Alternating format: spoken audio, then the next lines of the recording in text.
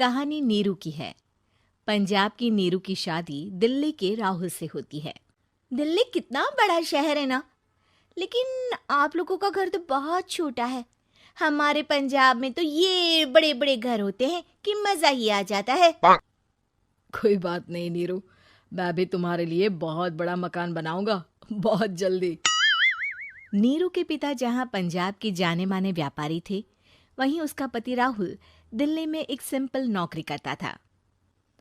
माँ, यहाँ तो घी मक्खन इतना महंगा है कि क्या बताऊं। मैं तो तरस ही जाती हूँ घी खाने के लिए। नीरू की माँ को ये सुनकर बहुत दुख होता है। मेरी बेटी को घी नसीब नहीं हो रहा है और ये बहू यहाँ बैठकर घी में शक्कर डाल रही है। देख वनिता, मैं साफ कह रही हूँ, इस घर में जितना घी आएगा उतना ही मेरी बेटी के घर दिल्ली भी जाएगा। अरे ये क्या बात होती है माँ जी? बेटी का उतना ही करो जो अच्छा लगे। अब क्या मायके से घी और मक्खन तक की सप्लाई करोगी आप? हाँ, मेरी बेटी किसी चीज को तरसे मुझसे बर्दाश्त नहीं होता। अब क्या था, नीरू के मायके में 2 किलो घी आता तो 2 किलो दिल्ली जाता नीरू के पास। एक दिन, माँ बड़ी गर्मी पड़ती है दिल्ली में। इस घर में तो एक ही एसी है और वो भी ड्राइंग रूम में। सारा परिवार एक ही कमरे में सोता है। हाँ बेटा, वो तो हर घर की कहानी है। यहाँ भी एक ही एसी है। अरे बिल इतना आता है कि क्या बोलूं। तभी वहां राकेश आ जाता है। माँ, थोड़ी देर में यहाँ कुछ प्लम्बर आएंगे मेरे कमरे में एसी लगाने। जरा ध्यान से लगवा देना ना माँ। ओए, ऐसे कैसे तेरे कमरे में एसी लगेगा? हाँ राकेश, एक बार बात तो कर लेता। अरे पापा, वो वनिता को गर्मी में नींद नहीं आती।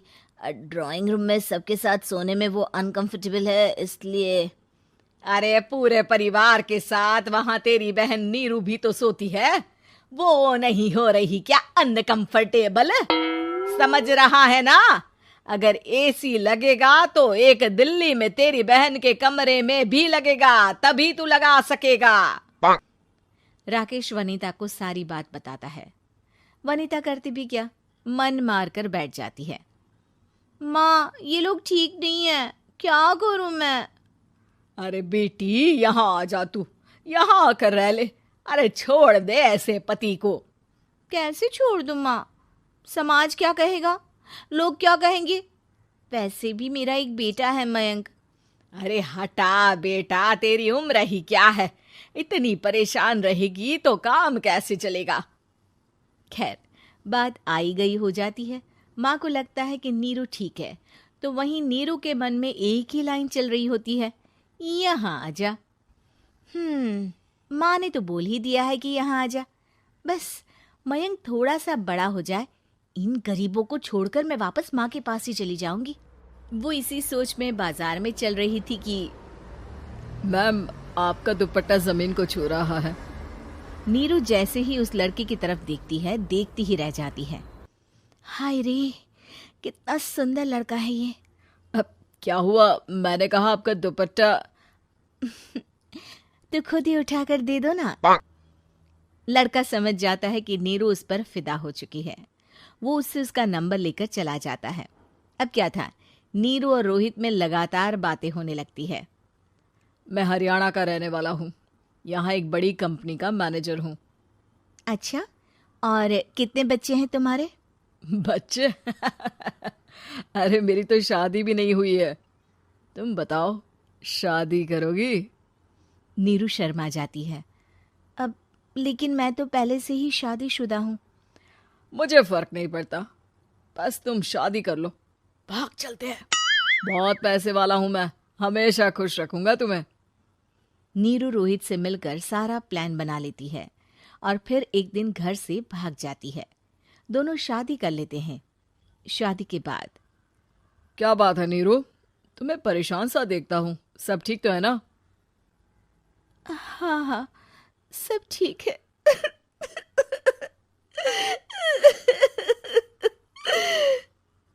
ये कहते कहते ही वो रोने लगती है। अरे क्या हो गया, रो क्यों रही हो? मैंने तुमसे एक बात छुपाई है।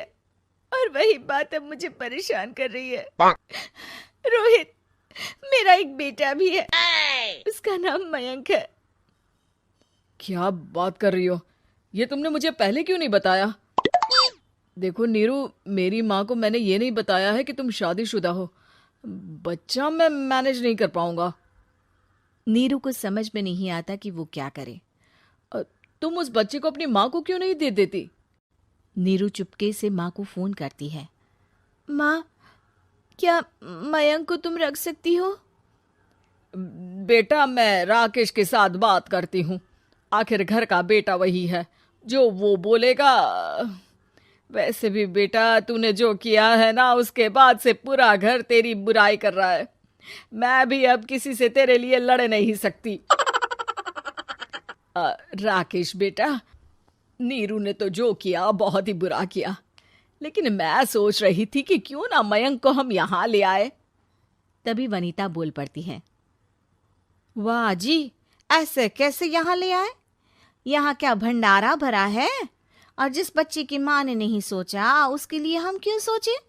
नीरू को एक बार तो अपने बच्चे के बारे में सोचना चाहिए था ना। अरे लेकिन तेरे पास भी तो लड़का नहीं है ना वनीता। माँ, वनीता ठीक बोल रही है। कल को वो बड़ा होकर इसी घर का हिस्सा मांगेगा तो हम क्या करेंगे? माँ कहती भी तो क्या, वो चुप रह जाती है। वहीं नीरू का पहला पति कहता है। माँ, अगर आज भी वो वापस आ जाए तो मैं उसे माफ कर दूंगा। बेटा, गरीबी चीज ही ऐसी है, क्या करेगा? तू तो अब मयंक का सोच। वो बेचारा तो बिना माँ का हो गया।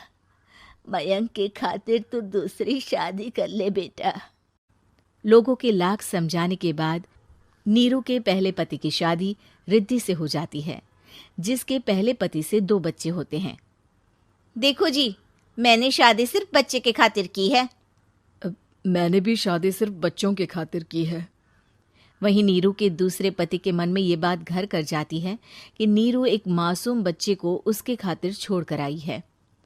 अब देखो नीरू, मुझे लगता है कि जो औरत अपनी कोख का बच्चा छोड़ सकती है, वो तो कुछ भी कर सकती है। कल को तुम्हें मुझसे अच्छा कोई मिल गया तो तुम तो मुझे भी बाय बाय कर दोगी ना। नीरू को अब उसका दूसरा पति ताने देना शुरू कर देता है। तंग आकर नीरू उसके यहाँ से भागकर अपने पहले पति के पास चली जाती है, लेकिन ससुराल में क्या लेने आई है नीरू, मयंक को? नहीं नहीं सासू माँ, मुझसे गलती हो गई, मुझे माफ कर दीजिए। नीरू, अब वक्त खत्म हो गया है, मेरी शादी हो चुकी है। तो छोड़ दो ना उसे, हमारा बच्चा है। मैं आपको अपनी माँ नहीं मानता, मेरी नहीं मान तो बात अच्छी है। नीरू मयंक की बात सुनकर समझ जाती है कि उसके पास अब ना आसमान रहा ना ही जमीन।